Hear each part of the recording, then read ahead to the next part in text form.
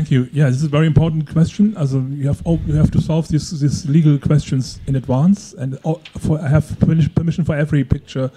I had to get for every picture permission. But the Sachsenhaus Memorial, which was the collaborator of this project, helped in getting the permissions also. But every picture is proven. So it's easy for me to say it about Dutch, about the Netherlands. So I saw that the children a lot of times didn't understand the time. Okay, their perspective of time is not like us. So when they said yesterday, maybe it's a lot of day pass, and when they say tomorrow, maybe it's in the next moment.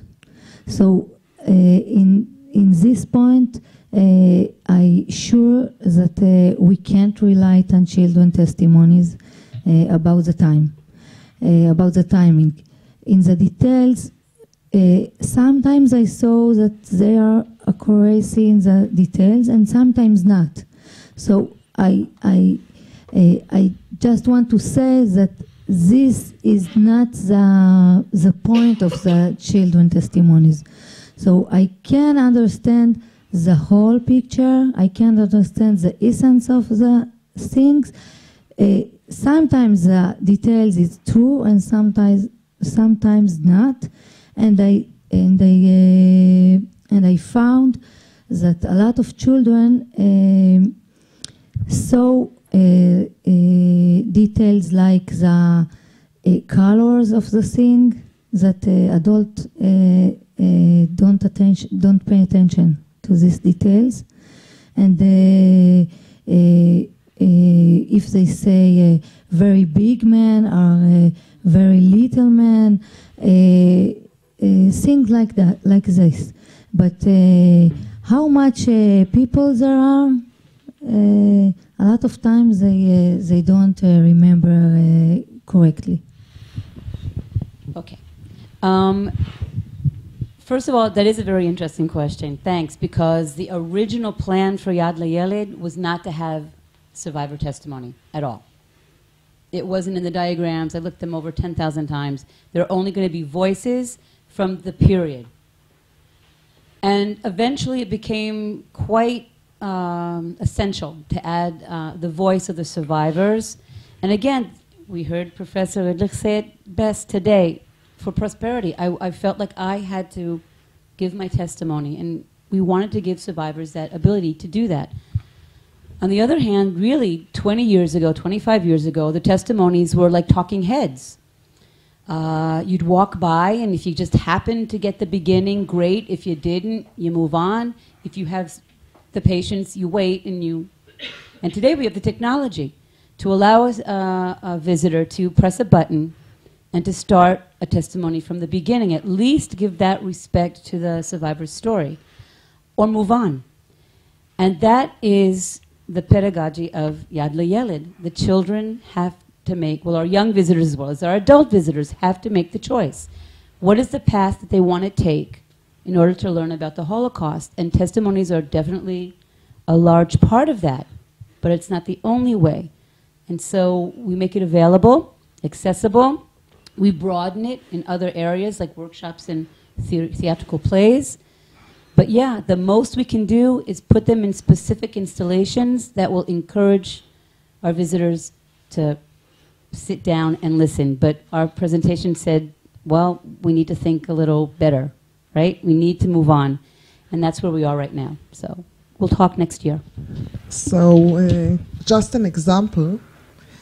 The only time, okay, we watched many testimonies in this class, and the only time a student cried happened during when this student, she was a young mother, and she came from the south of Israel, and it was during the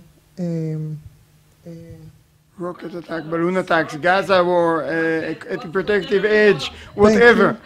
One of these situations. And she was telling about her son, how he responded during when he heard the siren. The siren of the Holocaust Memorial Day.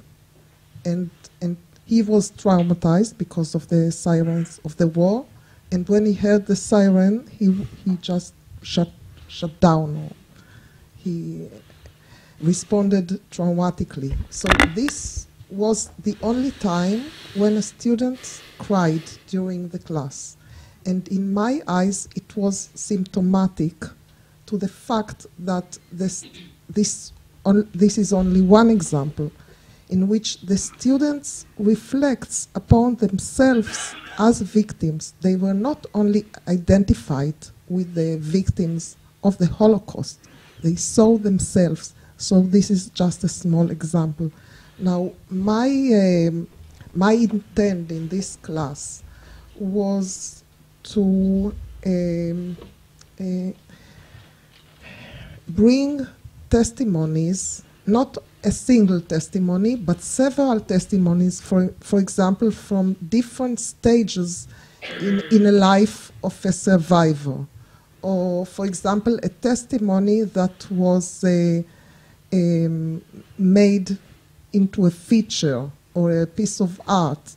So they can get a perspective, a critical perspective of exactly the questions that were opened here tonight, of how do you represent the testimony and what part of the testimony do you take, and so on and so forth. So I believe that the students reflecting on their own pre-assumptions and their own responses to testimonies enabled them to develop a critical thought about Israeli culture, etc.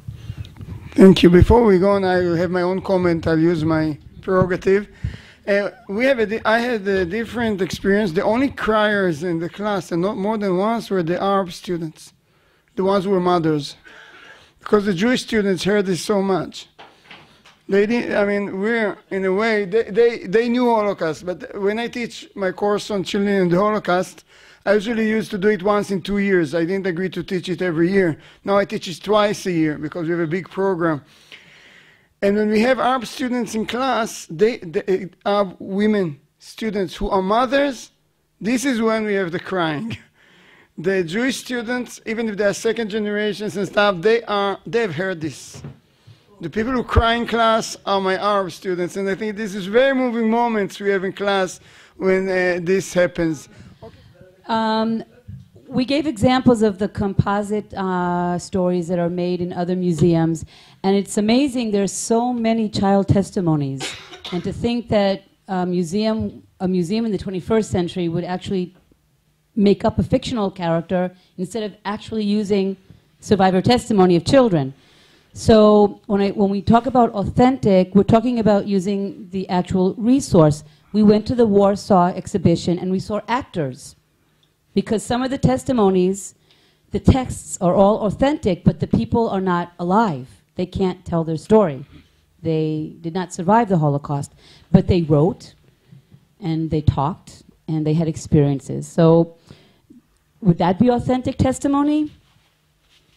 I think it is, but used through actors. In the Children's Museum, we don't want it to be an historical experience. We're not there to give them the historical perspective on child testimonies or artifacts that belong to the world of children, or to know where the quotes came from. Everything is open to their own way of understanding them.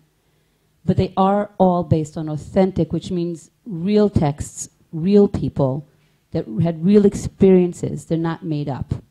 But there is one section of our exhibition at the very beginning with the rules and regulations where the windows are broken at the beginning with the signs. There are a few excerpts there that were taken from a book written by an educator who was a survivor from Holland, Clara Pinkoff. And she wrote down the experiences of children based on her meeting with them and working with them in Amsterdam. And so those are actually taken from a book and not from actual authentic testimony. So here you already have within our own exhibition a little conflict here. But yeah, it's always a question. People are very frustrated, by the way, especially young Holocaust researchers, why we don't give more information in the exhibition. And there's a reason. There's a reason why we don't give out the details. If you pay attention, there isn't any information in the exhibition, not about the photos, not about the artifacts, any information.